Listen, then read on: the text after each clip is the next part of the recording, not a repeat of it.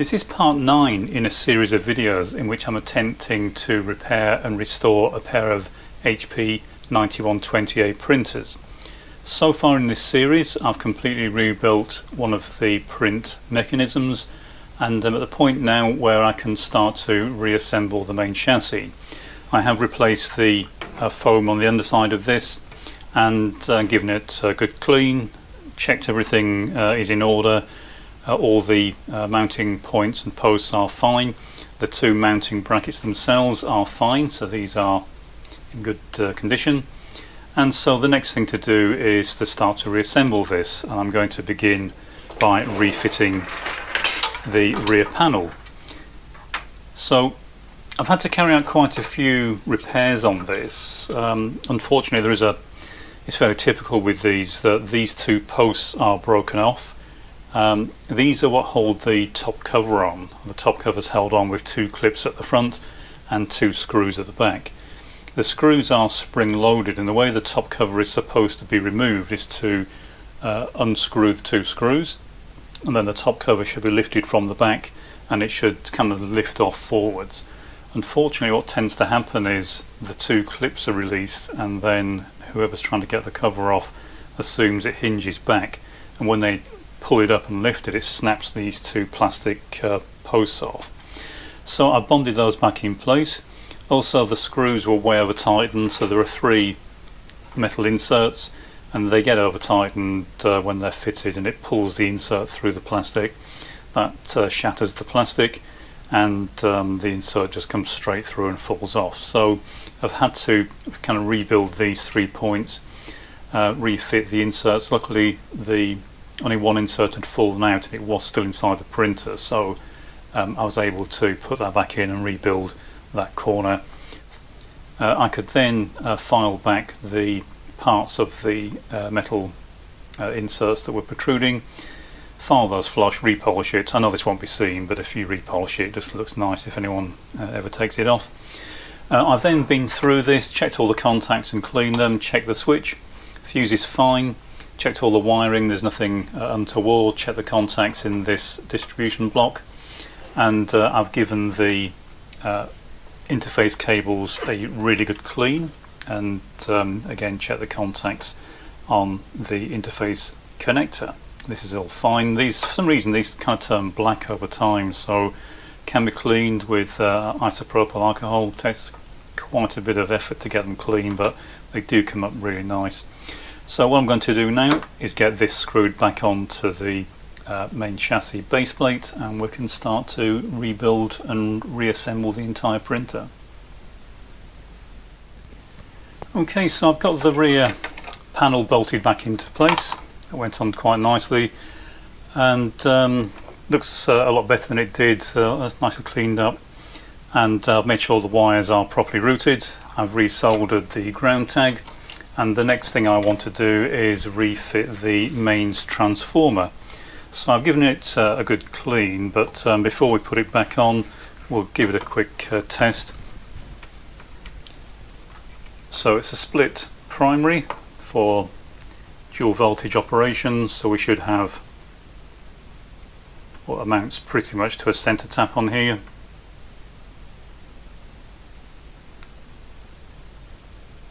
So that's 42 ohms and 77, so that's looking fine. And then on the secondary we should have two secondaries.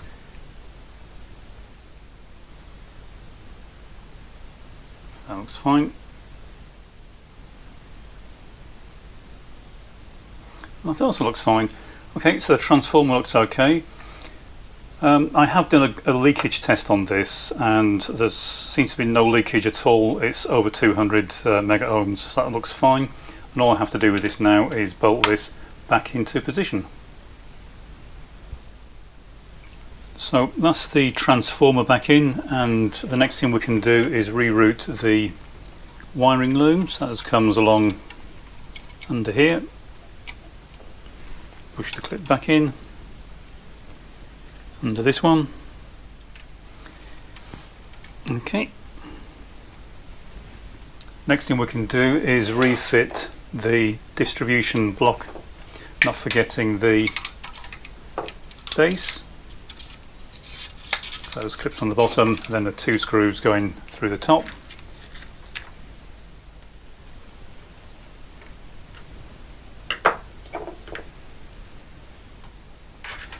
Okay, now we can fit the relay. So that just sits down in this recess. There's a shroud to cover it and a couple of slots that the wires must pass through. Then the long screw goes at the back.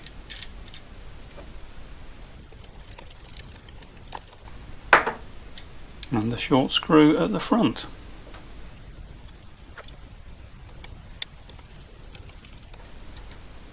Now when I'm tightening these down, I'm going up to the point where I feel some resistance and then I'm stopping. They don't need to be particularly tight, and if you try and tighten them down too far, this plastic will just shatter. So it's just literally a case of going down until you feel some resistance. Okay, the next thing I'm going to do is reconnect these. So I made some notes, but really the connection's fairly straightforward. Although this looks fairly complex, there are actually only a few connections on this. If you can't figure it out, just tear the screws off, look on the underside, and you'll see it's just a fairly simple distribution block. Okay, so I'll get these reattached, and then the next thing is to refit the power supply board. Okay, that's those refitted. We can now reattach the wires to the relay board. So the black one goes on the right and the orange one goes on the left.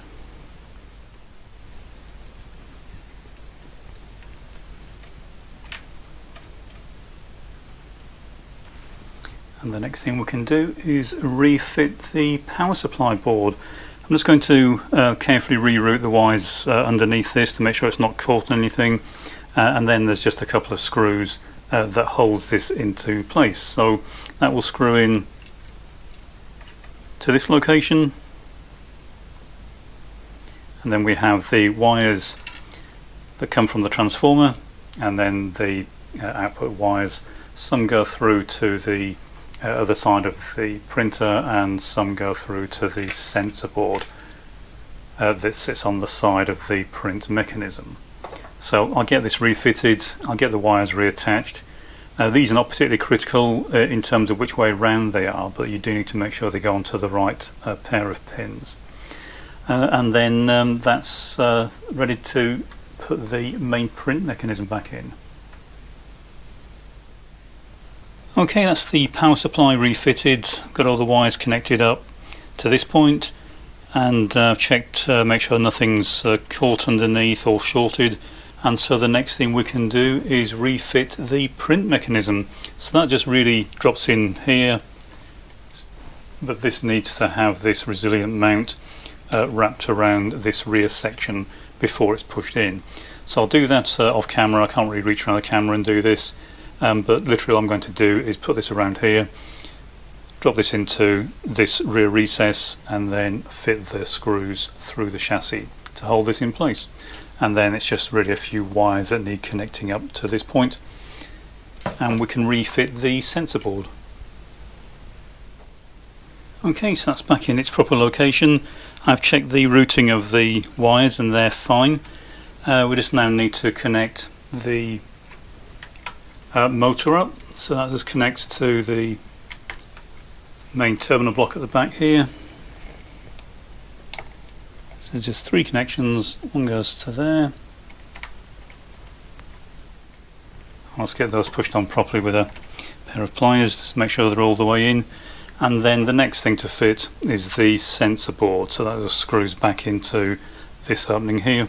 Just a few wires to connect up. The ones on the other side connect to the main board, and the capacitor screws to the side cheek of the print mechanism. So almost there. Let's get this refitted, and we'll spin it round and refit the main board. Okay, I've got the sensor board reconnected, refitted. Just check to make sure it still spins freely, which it does. All the connections I've double checked. Everything is free, nothing's binding, and nothing's touching the belt or is going to get in the way of the movement of the print head. So we can now spin this round and refit the motor capacitor and the main board. Okay, we'll start by fitting the screws onto the capacitor.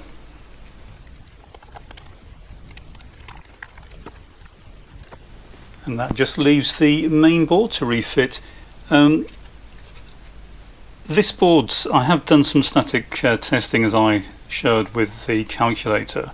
Haven't powered this up yet. In fact, I haven't powered anything up yet on this printer. So this just plugs into these two connectors at the back, and then there are 3 screws that hold it down to the main board. Before I refit this, I'm just going to polish up these buttons just to make them look a bit nicer, a bit more presentable. Just going to use a bit of Nervous number 2 on those. I'm not going to clean the main board any further than I already have. I've taken the dust off, given the contacts a bit of a clean, just a bit of dry cloth on that. It doesn't look too bad. I've no idea if this works or not, but we're getting fairly close to be able to power this up. When I initially power it up, I'm not going to fit the print head. I haven't got that repaired yet. I'm going to leave that disconnected, and it should also make sure we don't damage anything on the print mechanism if I've done something wrong. So I'll just get these switches cleaned, get this refitted, connect these last remaining wires, and we're ready to try powering this up. Okay, I've got it hooked up to the calculator. Unfortunately with these, they have to have an input signal to enable the mains power, otherwise they won't do anything. You can bypass it and just put a jumper across, but as I have the calculator, it's just as easy to plug it in. So what I'm going to do now, I've checked everything again, did clean up the switches. I haven't fitted the print head, I haven't repaired the print head yet. I just want to see if this will actually drive. Now I won't be able to test it fully without the print head, of course, but what I can do, and what I'll do in the next video, is we'll start looking to see if we're getting any signals coming out of the print control lines. All I want to do in this video now is to see if the motor will start up, if it sounds okay, if it's not making any horrible noises, and more importantly, if it's got some kind of control. We should be able to energize the clutch and cause the print head to move across.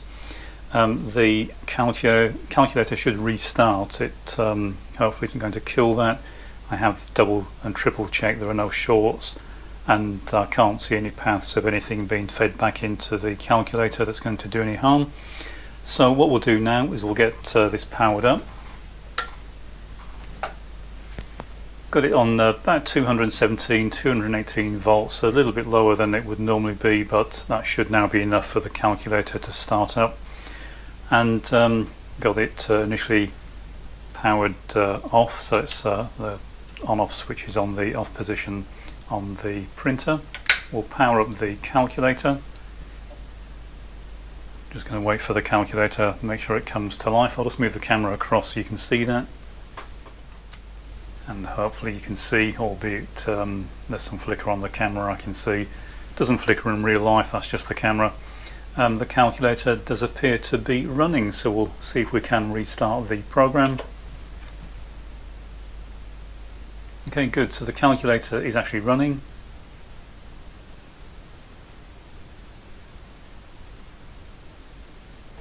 We'll just stop that. I'll move the camera back across so you can see the printer.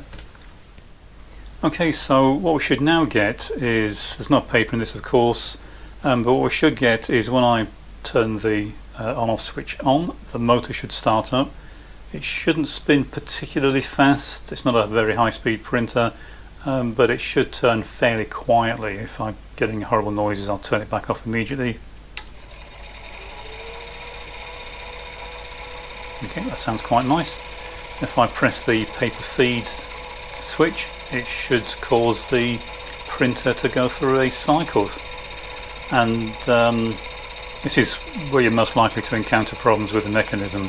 It should move quietly, fairly quickly, and then go straight back and park itself back in the home position. This switch is normally operated from the button on top of the outer cover, but we don't have the outer cover, so I'll just press it directly, fingers crossed.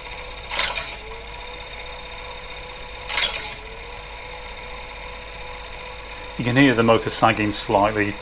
It does that anyway. That's one of the reasons for the design of the motor being the way it is.